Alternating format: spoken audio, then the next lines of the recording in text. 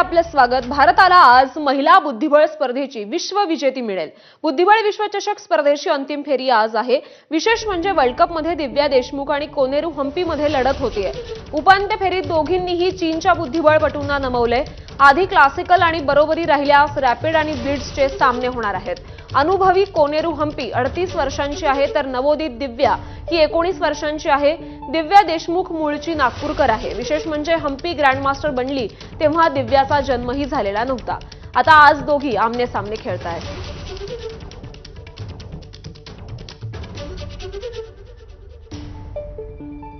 तर अंतिम फेरीचे हे सामने कसे असतील ते आपण ग्राफिक्सच्या माध्यमातून बघूयात। तर आज दुपारी 4:30 वाजता पहिली मॅच होईल।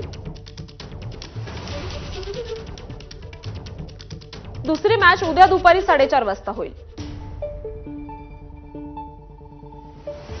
टाय ब्रेक 28 जुलैला असेल।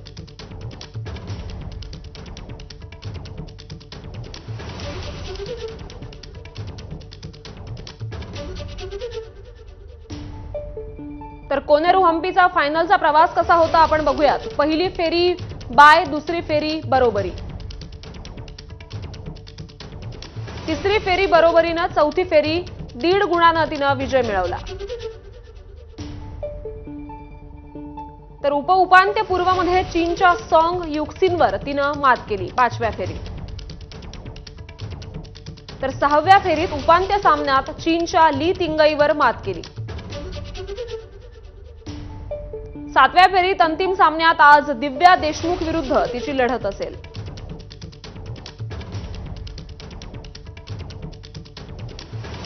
तर दिव्याचा फायनलचा प्रवास कसा होता तेही बघूयात। पहिली फेरी बाय, दुसरी फेरी बरोबरीनं जिंकली।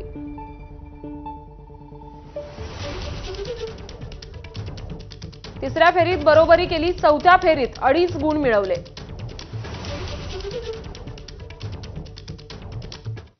आणि या बातमीसोबत बुलेटिनमध्ये पुन्हा एक